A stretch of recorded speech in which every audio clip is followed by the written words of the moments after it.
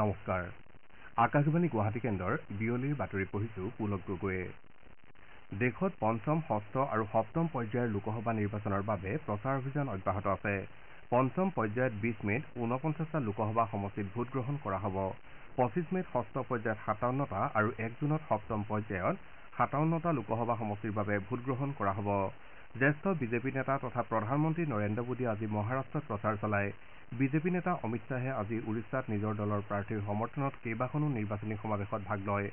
দলৰ জ্যেষ্ঠ নেতা তথা লোকসভাৰ অধ্যক্ষ ওম বিৰলাই আজি ৰাজ্যখনত নিৰ্বাচনী প্ৰচাৰ সভাত অংশ লয় ইপিনে দলটোৰ ৰাষ্ট্ৰীয় সভাপতি জে পি নাড্ডায়ো আজি দলৰ মহিলা কৰ্মীসকলৰ সৈতে এখন বৈঠকত মিলিত হোৱাৰ কথা সংবাদ মাধ্যমক জানিবলৈ দিছে আনফালে ৰাহুল গান্ধীয়েও উৰিষ্যাত নিৰ্বাচনী সভা সম্বোধন কৰাৰ লগতে মটৰচাইকেল সমদলত অংশ লয় উল্লেখযোগ্য যে উৰিষ্যাত এইবাৰ লোকসভা নিৰ্বাচনৰ সমান্তৰালভাৱে ৰাজ্যখনৰ বিধানসভা নিৰ্বাচনৰ ভোটগ্ৰহণো কৰা হ'ব বিজেপি নেতা তথা মুখ্যমন্ত্ৰী ডক্টৰ হিমন্ত বিশ্ব শৰ্মাই আজি ঝাৰখণ্ডত দলীয় প্ৰাৰ্থীৰ হৈ প্ৰচাৰ চলায় ৰাজ্যখনৰ গিৰিধত অনুষ্ঠিত এখন জনসভাত মুখ্যমন্ত্ৰীগৰাকীয়ে কডাৰমা লোকসভা সমষ্টিৰ জনসাধাৰণক উদ্দেশ্যি ভাষণ দিয়ে আকাশবাণী গুৱাহাটীৰ আঞ্চলিক বাতৰি বিভাগৰ আজি 68 সংখ্যক প্ৰতিষ্ঠা দিৱস 1957 চনৰ 15 মেত প্ৰতিষ্ঠা লাভ কৰা বিভাগটোৱে বিগত 67 বছৰ ধৰি জনসাধাৰণক তথ্য শিক্ষা আৰু জ্ঞানৰ খোৰাক যোগাই আহিছে বহুজনক হিতায় বহুজনক সুখায় বাণীক সাৰোগত কৰি বিভাগটোৱে শ্ৰোতাক নিৰপেক্ষ আৰু শুদ্ধ তথ্যৰে বাতৰি দিয়াৰ লগতে ভাষাৰ ক্ষেত্ৰত সংযত হৈ গৰিমা বজাই ৰাখি আহিছে সম্প্ৰতি আঞ্চলিক বাতৰি বিভাগে দৈনিক 8খন বুলেটিন 8টা নিউজ হেডলাইন 4টা প্ৰাসংগিক বিষয়ৰ অনুষ্ঠানৰ উপৰি দিল্লীৰ পৰা প্ৰচাৰিত সাম্প্ৰতিক প্ৰসংগৰ অনুষ্ঠান ভাষান্তৰ প্ৰচাৰ কৰে অসমীয়া ভাষা শুদ্ধকৈ কোৱা আৰু শিকাৰ ধাৰাবাহিকতা ৰক্ষাৰ প্ৰয়াস চলাই অহা বাতৰি বিভাগটোৱে 2015 চনত শ্ৰেষ্ঠ আঞ্চলিক বাতৰি বিভাগ হিচাপে আৰু একেটা চনতে বাৰ্তা সম্পাদক মানস প্ৰতীম শৰ্মাই সাহসী সাংবাদিকতা শিতানত শ্ৰেষ্ঠ সংবাদদাতা হিচাপে তথ্য আৰু সম্প্ৰচাৰ মন্ত্ৰালয়ৰ পৰা পুৰস্কাৰ গ্ৰহণ কৰে তদুপৰি কোভিডৰ সময়ছোৱাত অৰ্থাৎ 2021 চনত অনুষ্ঠিত বিধানসভা নিৰ্বাচনৰ সময়ত কৰা নিৰন্তৰ প্ৰচাৰ আৰু নিৰ্বাচনকেন্দ্ৰিক পথত নিৰপেক্ষ বাতৰিৰ বাবে 2022 চনত বিভাগটোৱে নিৰ্বাচন আয়োগে আগবঢ়োৱা শ্ৰেষ্ঠ সংবাদ মাধ্যমৰ পুৰস্কাৰ লাভ কৰে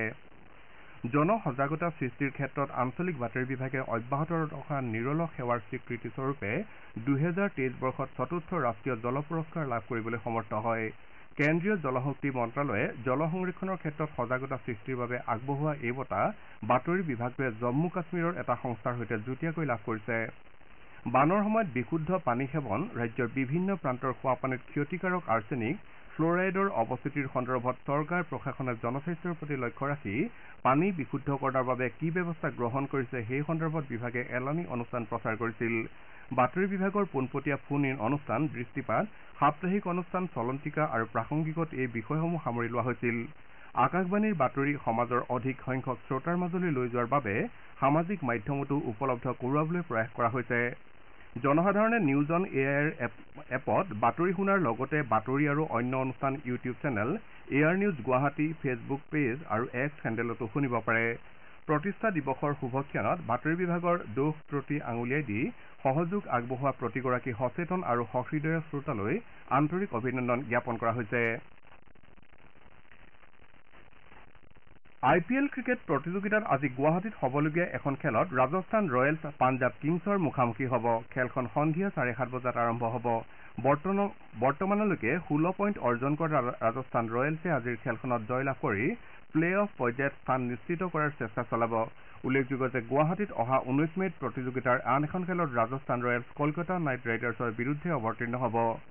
আজি আৰু 19 মেত গুৱাহাটীৰ বৰ্ষাপাৰা এছিয়া ষ্টেডিয়ামত হ'বলগীয়া খেল দুখনৰ প্ৰতি লক্ষ্য ৰাখি গুৱাহাটীৰ যান বাহন আৰক্ষীয়ে যান বাহনৰ চলাচলৰ ক্ষেত্ৰত বিশেষ নিৰ্দেশনা জাৰি কৰিছে এই সময়ছোৱাত শিশু মহিলা ছাত্ৰ ছাত্ৰী জ্যেষ্ঠ নাগৰিক আৰু বিশেষভাৱে সক্ষম নাগৰিকসকলৰ আহ যাহ সুচল হোৱাৰ লগতে জৰুৰীকালীন বাহন যেনে এম্বুলেন্স স্কুল বাছ অগ্নি নিৰ্বাপক বাহন আদিৰ চলাচল সুচল হোৱাকৈ এই নিৰ্দেশনা জাৰি কৰা হৈছে সেই অনুসৰি আজি আৰু 19 মেত দিনৰ 3 বজাৰ পৰা নিশা 12 বজালৈ 27 নম্বৰ ৰাষ্ট্ৰীয় ঘাইপথৰ গুৱাহাটী মহানগৰীৰ অংশত গধুৰ যান বাহন আৰু বাণিজ্যিক বাহনৰ চলাচলত নিষেধাজ্ঞা জাৰি কৰা হৈছে সেই দুয়োটা দিনতে গুৱাহাটীৰ আৰ্যনগৰৰ পৰা লখৰা চাৰিআলিলৈ যোৱা পথটো দিনৰ 3 বজাৰ পৰা ওৱান ৱে কৰাৰ ব্যৱস্থা কৰা হৈছে আমাৰ এতিয়াৰ বাতৰি ইমানতে শেষ হ'ল